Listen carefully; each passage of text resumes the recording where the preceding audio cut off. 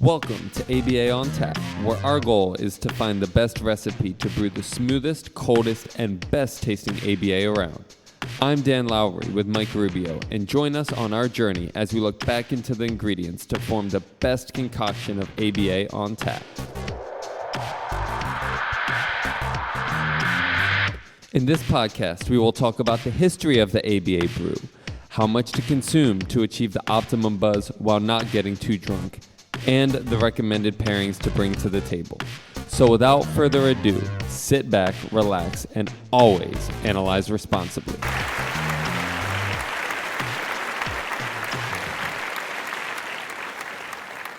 And welcome once again to ABA on Tap. I am Mike Rubio, here with my ever gracious and ever quarantined co-host, Mr. Daniel Lowry. How you doing, Dan? About the same that I've been doing the last month, but, as well as it can be. It's sunny outside for a change, so that's good. Man, I haven't left work in 6 weeks and not a lick of overtime. Hopefully you're not going to put your boss up to the labor board for that. No, not at all. Of course not. I'm a salaried employee. You know that, Dan. At the same time, I haven't left work. I haven't left home in 6 to 7 weeks here. And that can certainly take a toll. So you have two bosses. We won't even get into that, Mr. Lowry, especially not on a podcast. Maybe some other podcast. It'll get me in major trouble, so I'll have to be ready for that. I think a lot of us are feeling a little bit of a strain, yeah. Two bosses, quarantine, not being able to go anywhere. So I've been trying to find a way to find relief, to find outlets. It does get a little bit crazy, to use that term loosely, but, back at you. How you been doing? How you been managing the stress of quarantine? I've been doing well. I mean, fortunately, I guess my responsibilities are pretty limited, being that I don't have kids, so I don't have to run around chasing, kids that are usually at school and stuff like that. So my day-to-day life isn't that much different, but besides the fact that I can't really go anywhere. So just trying to adjust to this telemed service delivery model, which is coming around. It's been good, and I think there'll be a lot that we can learn from it currently, and moving into whatever service delivery model this pandemic takes us to, and normal life resumes to in the near future. Normal life. Looking forward to that, whatever that's going to mean here, when we do come in physical contact. But really pointing to, I think, the theme that's coming up here, which is remaining sane during this time. And you made a very important point that hits home for me. Not to give too much disclosure here, but I'm a divorced dad. I have a sort of 1 week on, long weekend, actually long time off, long weekend on, so on and so forth. And so that's been interesting for me during things like, quote unquote, spring break, and having my kids during a time when they were now not on a break, but starting online learning for their schools, and something else that I know has been a struggle for educators, parents, and professionals alike in finding a balance. So I think that's what we're going to launch today, is trying to not just arrive at specific or cite certain procedures that might be helpful for parents, but maybe finding a little bit of empathy here and trying to answer the question of how do we stay sane as parents, as ABA professionals, as people during quarantine, especially when we're talking about delivering service to kids with a certain diagnosis, or being a parent to a child with special needs, or just being a parent.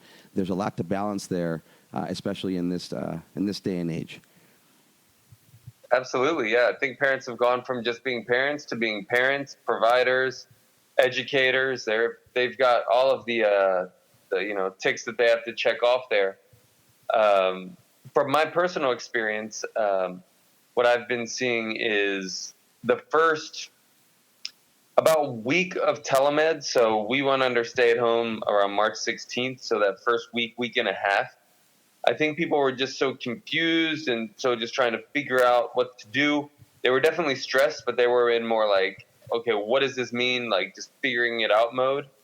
The week after that, I was getting a lot of feedback from parents of like, I'm going crazy. My kids are driving me crazy now, because I think they were able to figure some things out, and now they were focused on their kids, and they were like, now we've got the possibility of a school year without school, in-person school. And then parents were getting really stressed with that. From my small share of parents, it seems like they're starting to find this new normal and find some things that we'll talk about that maybe can make it a little bit easier, a little bit less stressful. It's still going to be stressful, but as you always talk about that difference between stress and distress, I think it was very distressful initially. And now it's gone to stress. So I look forward to talking with you about some of the strategies that I would recommend, that I've seen some of my parents use successfully, and ones that I've recommended to parents that, they haven't used, but I would continue to recommend to them so that they can turn their distress into stress and their stress into some level of semblance. I do think it's interesting that I would bet money if we were to say, hey, I'll give you a month with your kids, and no, you don't have to work. Like, all you do, you got a month with your kids and you can just hang out with them. Parents would have been like, oh, that's sweet. And now that it's there, now everybody's like, oh crap, I don't know what to do. And everybody's driving everybody crazy. So it's interesting how, I guess careful what you ask for. We say we never have enough time to spend with our kids because we're always working. We're always doing all these things, and now that we have time to spend with our kids, we don't want to spend with our kids. It's an interesting social experiment for sure. It's definitely been for me in that sense. And even when you go on vacation, for example, during normal times, finding time to just dedicate to your kids can be difficult. What do you do? How many activities can you pitch to them that they're going to knock down before they actually truly get engaged? How hard do you have to push a certain activity to say, hey, guys, we planned this, and, for example, we've got the tickets, so too bad if you don't want to do this, we're going, right? Hey, we just paid for Disneyland. No, we're not going home after 2 hours. We're here all day. You can kind of use the same strategies in this circumstance, I think, right? If you can kind of prioritize and balance everything. So the first launching point that I want to present to you is the idea of schedules, right? So something that we can all struggle with, whether we're dealing with quarantine or not, is keeping some semblance of a schedule, and more importantly, getting through most of that schedule most of the time. Now, as a parent, in terms of academic routine and scheduling, I can call myself an educator of sorts. I certainly have the background to feel like I can execute this, but at the same time, I haven't been responsible by and large for 6 hours a day of educating my kids. Academically speaking, I think we're always educators as parents, but the idea here is, are we going to keep a bell schedule, or are you going to gradually build a schedule based on some semblance of a routine? What do you think, or what have you heard has been successful for parents? And let's try to arrive at, some launching points so that anybody who's trying to establish the idea of a schedule, any parents out there who are still struggling with that idea, can gain some relief from our discussion today. Yeah, I think that's number one. There's two things I want to touch base on what you said. Number one is the concept of schedules, and number two, something I never thought of until you mentioned it when we were chatting the other day, and it's the difference between schedules and routine. That's key, man. First, I'll take a step back into schedules. I think that's probably the most important thing that I would recommend for parents to have some semblance of. So often I'll get from parents that, during spring break or summer break or winter break, Christmas break, things like that, my kids are off the wall. They're all over the place. And a lot of that, I think, comes down to that predictability in schedule and routine. Right. And that when they're at school, when they're going to school, they wake up at a certain time, they eat breakfast at a certain time, they go to school, they've got their activities planned out. Very predictable. Even with us, prior to March 16th, I would wake up, I would eat breakfast, I would drive to work, I'd go park in the same spot. Like, I had a routine, and that all got thrown out the window. So I get a lot of parents saying, like, oh, my kid thinks they can eat all day. Well, have you ever told them they can't eat all day? Is it explicitly defined for them when they can and can't eat? They think they can watch iPad all day. Well, have you told them that they can or can't watch iPad all day? Just because you have this idea doesn't mean that it's not reflected to your child. So that schedule of, I know I have iPad from 4 to 5 because every Monday through Wednesday I can have iPad between homework and after dinner, etc. Now comes out the window because there is no homework as it used to be, or dinner times, dysregulated. So I've told all of my families, and it would still be the number one suggestion I can give, is get on some semblance of a schedule. I think that's just so important. Like I said, I don't have kids, but I can relate to when our office was being repainted and everything was all over the place. And just from all the clutter and the lack of a schedule and things moving, our work rate just got deteriorated so significantly. So that schedule and just having clear, defined areas to the best that you can. Some people are going to be able to have rooms for work. Other people, it's going to be the kitchen table. Whatever. This is the work area. This is the time we're going to do it. So number one, schedules, and number two, and then I'll pass it to you because I think you started this in my mind, is the difference between schedules and routine. I think schedules is more, we think of like a tangible thing. We think of the like a noun, like there's a schedule. I can point to it. I can look at my Google schedule or something like that. Some of us might have schedules. Most of us might have schedules. All of us have routines. Some of those routines are based on schedules, and some of those are just, like routines that we get into, right? We go to the gym and I always do this and that and this and that.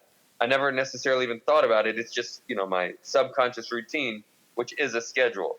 And I think those routines got thoroughly thrown off with this. And a lot of behaviors arise from it. Not that a kid was necessarily trying to rebel from their parent, or the kid was like, screw you, I want to eat all day. The kid just didn't know what the new routine was. So I thought that was really interesting that you brought up schedules versus routines. So I'll pass it back to you. Hopefully that more than thoroughly answered your question. Probably more than people wanted to listen to, but that's my 2 cents on schedules and routine. I think you made some solid points, and I'll reiterate a couple and maybe try to expand on a couple if I can grasp everything. But I fancy myself a musician of sorts. I like to play instruments. Maybe that's the better way to say it. And I've been playing drums for a while, and there's actually a great drum set that sits very accessibly in my living room. And since I've been in quarantine, I've been more routinely accessing it, and I've actually become a better drummer in a sense. I've learned some things. But I still haven't played on schedule, meaning I don't wake up every day and set a time every day to sit and play. And I think that, for me, is where I'll launch, is to say that if I were to do something on schedule as well as routinely, then I would really see improvement in my approach to the drums. And right now I'm doing something more routinely, but not yet quite on schedule.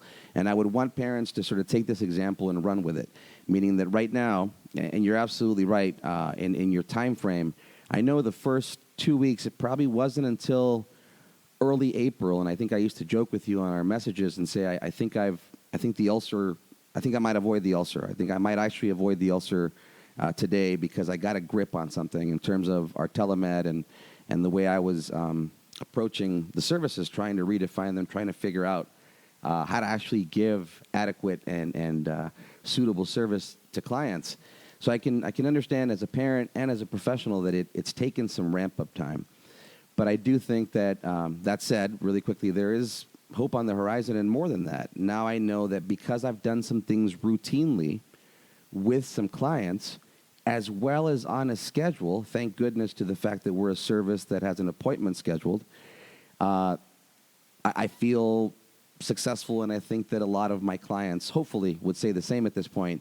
Again, there's still a lot to learn and a lot of the responsibility that's being shifted to them within this service, but because, especially I think of some of my very, very young kids who I knew from the beginning, me or my RBTs having instructional control via Zoom for a 2-year-old, I checked that and kind of threw it out the window pretty quickly, meaning, no, that's not going to make sense. That's just not the way this modality is going to work. So it becomes a matter of shifting this responsibility to the parent, and what is that going to look like? And what's been very successful, and I have to thank some colleagues, some old colleagues that lent me this information from some resources they had, and this idea of creating and defining the play space. So I sat with these parents and these younger professionals that we work with, and I said, so what are we working on again? It's these and these and these targets, and what stimuli do we think are going to evoke these targets best? Okay, Mom, Dad, I want you to have those things ready. You're going to have one of those things here at this table. Remember that table by the chalkboard, and then you're going to have the other one over by your computer. And so that way, no matter when the kiddo gets up and says kind of observably, no, I don't want to engage with this, you can just see what else they'll settle on. And once they settle, then you bring us with you, and we sit there, and we kind of sit in year, and we coach you about all those joint attention pieces that we bought, and remind you of all those cues that you now should be doing. So if we can do that routinely at the same time that we've scheduled, now we've got something powerful to work with. And is that to say that you're only going to do this when we're on the screen? No. In fact, it's now our work to create these play routines, again, very specific to an under 3 or a 2-year-old, to create these play routines that are going to be so engaging that you're going to want to show us next time we come on screen, and then we're going to expand those. Now, why is that happening? Because you're doing things routinely, and for us, as far as the service is concerned, you're doing things on schedule too. So again, I haven't really defined specifically for any parent how to run school at home, because I think that's going to be individualized in every household. But the answer lies in doing things daily, routinely, and then as efficacy and familiarity builds with those, and there's a reinforcement history to be drawn from, you can more easily say, this is going to happen at this time, and that's going to happen at this time. And the informative function comes into play. So now you can tell your kids, we have to do this at this time because of this. Dad, Mom has a meeting at this time, so we better do the science or the art project before that or after that. And again, I'm saying these things very ideally, but without trying that day-to-day and routinely having some success and routinely having some kickback and failure, I don't think that the premise or the idea of a schedule can ever be truly achieved. So that would be, again, for those parents out there who are frustrated and they're like, oh, man, I don't have a bell schedule and math is never happening at 8:30, even though I put it on my whiteboard that it was going to happen at 8:30. I'm sorry that's not happening, but don't feel unsuccessful. You're in good company for the most part, and keep trying, because reading should happen. If because it didn't happen at 8:30 with you, now they've escaped it, we might be supporting the completely wrong function of this late behavior, and now it becomes true escape. We've now canceled something from our routine, so the idea that we'll ever schedule it becomes less likely. So, yes, I think that parents should be forgiving of themselves. They should, very forgiving of themselves, and know that we're gradually building this up. And certainly ABA is here to help in that sense. And I know that we'll get there a little bit later in discussing how our roles have shifted a little bit as well. Yeah, I think it just hit me when you were talking about doing telemed. I know you have a lot more younger clients than I do. I have more of the middle-aged clients, middle school clients. And you said, we've learned that it's very difficult to have instructional control with a 2-year-old, especially on telemed. And I'm thinking, man, how important is it that we really have that a stranger has instructional control over a 2-year-old? That's a really interesting concept. Definitely parents should have instructional control to when they say, like, stop when a kid's running through the street or something like that. But we really want a 2-year-old learning that they should follow instructions from strangers at 2 years old, and that being a habit that we want prevalent for the rest of their life. But, and off a screen, no less. Screen, right. Even worse. And then they're 18 and they get into a chat room and somebody's telling them. Anyway, I digress. Well, I think that just put a bookmark there, because that's probably another discussion for us in terms of what we've learned and parent training and transfer of stimulus control and this very fancy technology that we've defined, but maybe professionally speaking, hasn't been fully applied yet, for lack of better phrasing. Yep. Then you were talking about scheduling your drum set. I thought that was interesting, because I was just thinking of you musicians. Some of them, play on schedule, and some of them kind of riff and they do their own thing. So some are much more scheduled, and some do their own thing, and it works for both of them. Probably not going to be that good if you put a musician who just riffs and wants to do solos with like a band that wants somebody to be on the same timing and the same schedule. And that's I think what we're running into with some parents want things more scheduled and some don't. So we'll talk about that in just a minute when we talk about multiple parents being home. It's a good metaphor you're using, though. I'm sorry? The timing part, that's a really good metaphor, right? I mean, you miss your cue, you come in late, you still have to come in, you still have to play your part in music, and that's a really good metaphor. Maybe we'll use it again. And it's like, oh, cool, I thought this was going to be a cool solo, but the rest of the band is still not, they're playing their regular scheduled piece, and it's like, well, I got to make do with this, right? Right. I mean, imagine if every time you went to a concert, one of the musicians made a mistake, they just walked off the stage. A lot of concerts would end early. A lot of concerts would end early, let me tell you, because, as an audience member, you're not listening to those little mistakes, again, because things may not be on time in that sense or on schedule, note by note, but the routine is running well enough that you can keep going, right? You can still make the show run, and you can still complete the song, and then do it again the next night, because that's what repetition, or the power of repetition, and then not making mistakes in the future for those shows or whatnot, again, can be totally applied to learning. It's not always going to run 100% perfectly. Actually, it's never. And then, you talk to your bandmates after that, and you're like, hey, I thought this was going to be a solo part. You thought differently. How do we schedule both of them in so that we can learn from it, right? Everything, there's no failure unless it's repetitive. If it's not failure because it's a learning opportunity. And I think a lot of people looked at this initial transition as nothing but failures. My kids not doing school when they want me to do it. Well, you're not a teacher. We're going to have to learn. When you say, okay, son, daughter, it's time to do school at 8:30, and they don't do school at 8:30, and you look at it, well, I'm not a teacher, it's a failure. Like, well, what can we learn from it? How do we make these all learning opportunities? Because unfortunately, by victim of circumstance, you are kind of going to be their teacher for at least the rest of this year. That's a really good point. Just to riff on that really quickly, and then I know you have some things that you want to launch into. Speaking of scheduling versus riffing. Right. But when parents say that, I mean, I completely get it, and I think that our first QABA episode alluded to this and the idea of the pilot.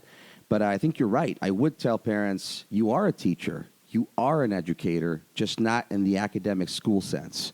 And in this case, yes, you are. You're that as well because of the circumstances. So I definitely empathize with parents. Again, I empathize with my own plight. It is difficult. I can say that I've got more experience than most people in terms of being an educator or knowing about learning theory. Yeah, but it hasn't been easy. And yes, we are teachers, we are educators, and right now we're having to do the school stuff too. So certainly I think that it's our premise here to offer a lot of empathy for that. And you're right, it's not a failure. It's a gradual process, and everybody's learning right now. And it will get better, and then hopefully we'll all go back to some idea of normalcy as it was. Yep, I agree. It was very interesting in the beginning to see first parents' apprehension to telemed sessions, and then when they started, they weren't as smooth as home session. It's not, or as one-on-one session. It's not.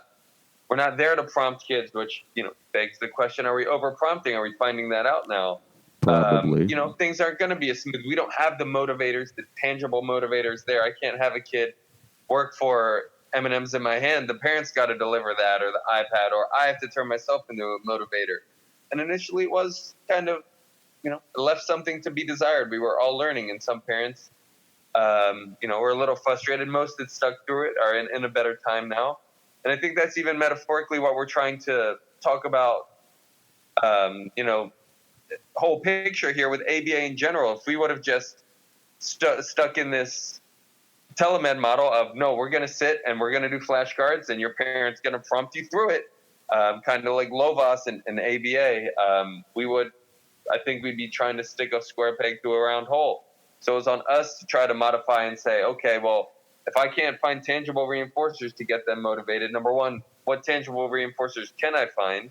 How do I limit them, like YouTube videos and things like that? And number two, how do I make myself the reinforcer? Because we were finding that, hey, I go on and 5 minutes into it, the kid's checked out and the kid's just asking mom when they can leave. And I have no really way to make that kid follow through. So how do I make myself the reinforcer? And a lot of these things that we kind of overlooked because we use brute force in ABA, and I use that term kind of in quotes, but it's pretty applicable of, oh, cool, I've got a 4-year-old, I can prompt them to follow me. I can't do that anymore. So I think there's going to be a lot of revelations that are made. I know this is a little bit of a side tangent for ABA overall. It's going to benefit the field, that we're making ourselves more motivating rather than just forcing this individual to follow through as we tell them to do. Instructional control is, we often call it. I think you actually give us a perfect segue here in some things being redefined for us.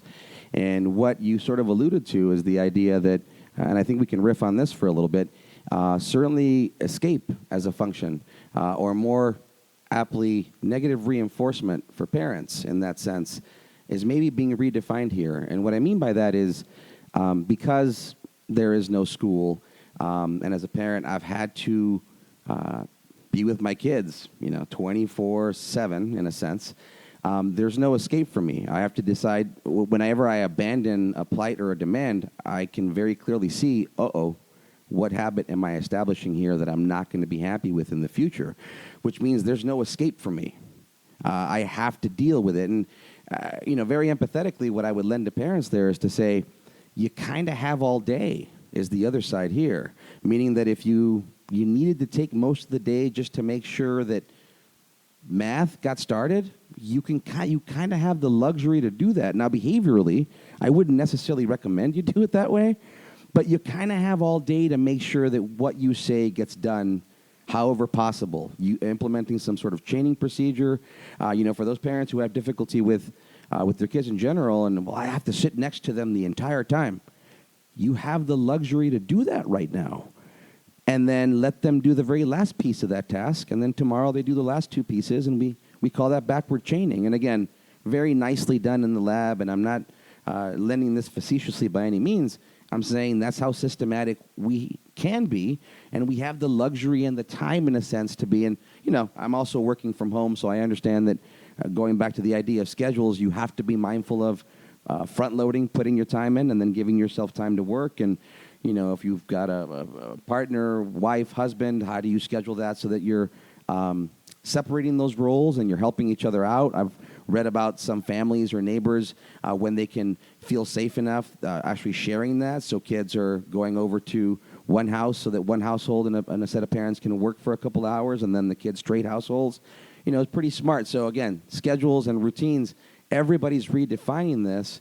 And I think that we've got to give ourselves a little bit of a break, but at the same time lean on the luxury that we don't have an escape, that we kind of have, again, using the phrase loosely, we have all day to work on this right now, literally, not just figuratively. Yep. So in that, too, I can very say with a lot of hope that the results I'm seeing from my parent training and the results that I see being illuminated for parents, and one parent saying, I'm not afraid anymore. I'm not afraid of the protest or the tantrum because, you guys are helping me remember me how to do the de-escalation and how to stay calm. And then now I'm seeing the results. So, I'm taking bigger risks, or where before I wouldn't have asked them to do this or that because of a blowout. Now we're doing it, and we've done it daily.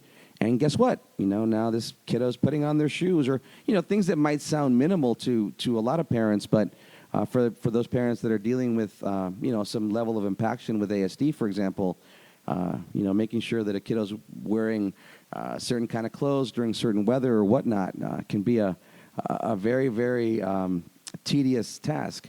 So parents really gaining a lot of confidence in knowing that their escape's being redefined. And for kids, too, now. My dad's here. My mom's here. They're not going to go away. I can run away to my room, but no work schedule or cell phone or anything else, really, if they're compartmentalizing the time well, is going to allow for my escape either. So, again, a really good platform. I'm not saying it's any less frustrating or any less challenging, but a really good motivating operation for parents here to really get a grip on some challenging behaviors. Yeah. The escape has been totally redefined, right? You can't even leave the school anymore because the school's your house. That's an interesting concept. And I know we have some clients that we work with that tend to run away when they get upset, and we've worked on safe places to run away. But now being around each other after a long period of time just becomes a cauldron, and it's like, man, where do I escape? And if I'm under 18 and I leave this area and I try to escape, I'm going to get a runaway and they're going to call the police on me. And it's like, So, and then for the parents, it's like, this kid hasn't stopped screaming for the last 3 hours and I don't know what to do. So the escape is redefined, i.e. non-existent in many different, realities these days.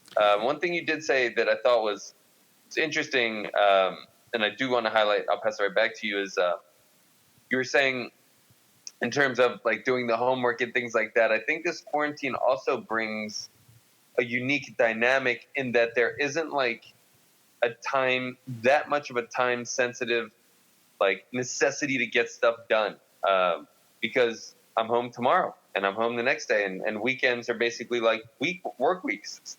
It's all just being home.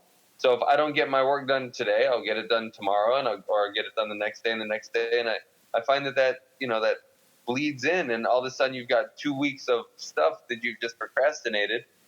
You've had nothing but time to do it, but necessity is the mother of invention, and there's not a whole lot of necessity right now. So that's where schedules really come in, because you can kind of compartmentalize these things that need to be done, and hold some level of accountability, because otherwise it's, all right, today we're going to do your schoolwork. Oh, you want to do it at 12? Okay, still want to do it. What about 3? Oh, still don't want to do it. I want to do it at 5? Oh, okay, well then you got to do it at 7. I'm too tired to do it at 7. Well, we can do it tomorrow because you're home. We can do it the next day. And all of a sudden, nothing gets done. And even though it was on the schedule, it's not part of the routine. And that's the big difference that you're highlighting, is you can make as many schedules as you want until it becomes a routine. It's not going to change anyone's life. And in fact, a lot of kids are going to fight these schedules. You're going to say, this is what you want to have done during the day, put it on the schedule, and it's not going to get done. And you got to try to force some semblance of that, or make some accommodation so that it becomes a routine, because not following a schedule can become just as much of a routine as following a schedule can. And I think that, day bleeding into day can definitely, bring that about. So I thought that was interesting that you kind of brought that up in terms of trying to get things done at certain times throughout the day. So what that means, Dan, is, you make a really strong point there, and it elaborates on my point in the sense that you have to build gradually. So it could mean that at this point in time, you've had 2 things on your schedule that get done every day. I would recommend to parents that tomorrow, those are the only 2 things on your schedule, maybe a third. But please don't continue making a schedule with 7 items, knowing that day after day, one of those is getting done. In fact, I think you would agree with me, and please, feel free to jump in, but we would probably recommend that, I know we'd recommend, start with that one. Make sure that one gets done every day. And then once you have some momentum with that, then add 2. And right now, just to harken back to another point that I made, again, in the sense that the parents aren't being asked to be academic educators in the sense of moving things forward, I would also remind parents this is a time for enrichment. So you don't have to move any learning forward per se if you feel you can't. You just have to maintain it. So practice what they've already learned. Use those worksheets that they're sending. The teachers are trying to offer. Yes, it's not everything by any means, and by no means is anyone saying this is going to be the constant normal. We're hoping for different, knowing that it is important to congregate to some extent, or to provide more access to educators now on screen, to be able to move some of that learning forward. I've got, my kiddo getting ready to finish his 8th grade year. I feel for him. He's not going to be able to finish physically with his friends, and usually a graduation that happens as you go into 9th grade. But as he goes into 9th grade, I know that what he's doing now in school is not going to be acceptable. They're going to have to find a way to give the access that moves the learning forward, as opposed to the enrichment that we're having to start with now. And what that does in many ways is that begins to redefine another daily struggle, the idea of screen time. All right, so 6, 7, 8 weeks ago, we were, concerned about that, and now we're having to find a way to clearly ensure engagement to that screen and only to certain content on that screen. So while it seems like a different plight, maybe it's not so different. But anyway, I'll stop there and pass it back to you. I think you've got something to kind of harken back to before we move forward.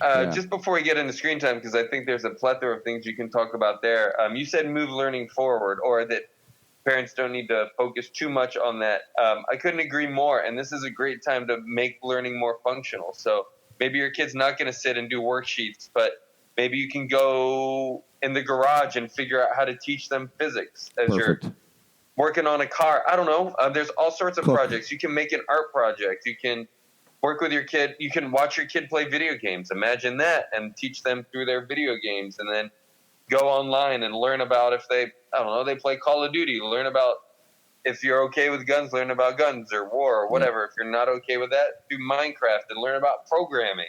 Teach kids how to program. You don't necessarily have to move the Common Core standards, which a lot of parents, I think, is what you're talking about, might not even understand how to do and have the ability to move forward, but at least take what they do know or what they have learned and make that functional. This is a great opportunity to do that. I couldn't agree more. Dan, we're pretty close to the end of our time here, and we have a wealth of things to discuss with regard to screen time. So I'm going to suggest that we leave that for our next episode, which I think we could probably get into rather quickly. But in the interest of doing these nice short segments where we can concentrate on a topic and do so well, it might be a good time to start thinking of some wrap-up points here, knowing that for the next episode, we will be looking into screen time and how ABA and education now have something to be a little bit more collaborative about in our efforts to ensure, as we get into the future, that kids are going to be able to access screens for ABA services on a different level, perhaps on a different level of importance, access their classrooms in an ability to, or in an effort to move their learning forward, to learn more about math and more about science per Common Core standards, to use that phrasing. So there's a lot to be done in redefining this idea of screen time and education online or distance learning for those kiddos who don't have access still to the online platform. So as a few wrap-up points for today, let's kick off on number one, the idea that we're redefining roles. And the first thing I would want to tell parents is, especially for parents of young children, one thing we're learning is that instructional control should have been, by and large, and almost wholly yours to begin with.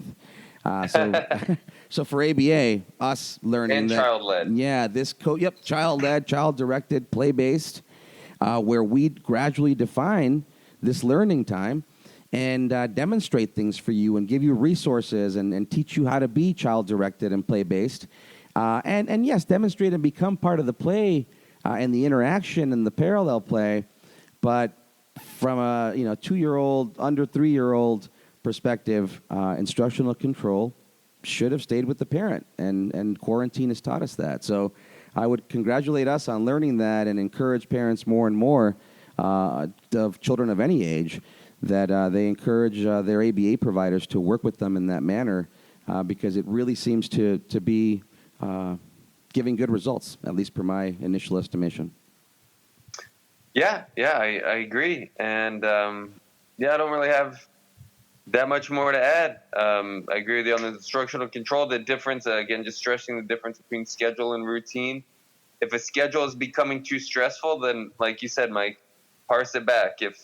If you've got 8 things on a schedule and you're just stressed out, how am I going to meet these 8 things? Start with 1. Start with 2 things.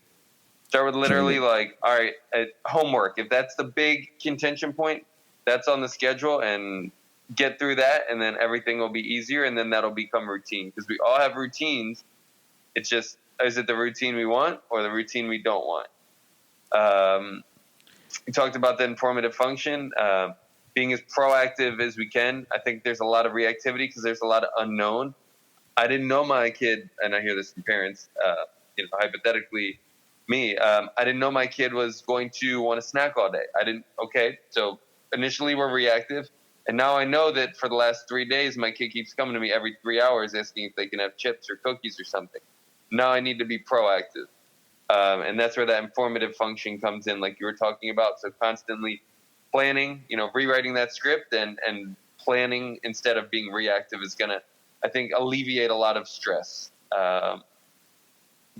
And just trying to make learning and making everything as functional as you can. I think it's a great time for us to take it out of the more, rote learning terms and make it more functional and applicable.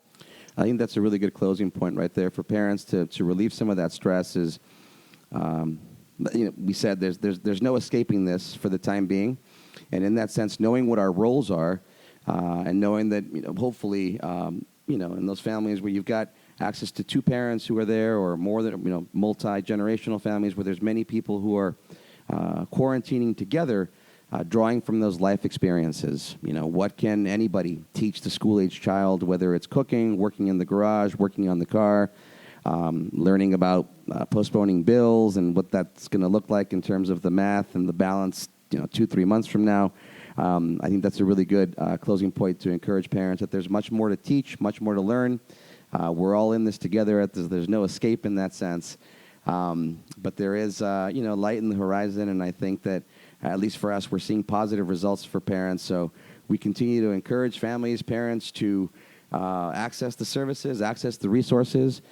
Certainly reach out to us on our Facebook page if there's any questions or suggestions that we can offer, questions we can answer, suggestions we can offer. And, everybody stay well out there. You too, Mr. Dan. Thank you. In conclusion, I think talking about parents' roles, next episode we'll talk about dad's roles, or the working parents' roles. Yep. We'll talk about school and how we can collaborate with school, and we'll talk about redefining screen time. I look forward to it. All right. Thank you, sir. Thanks, Stay well Mike. out there, and always analyze responsibly. Cheers.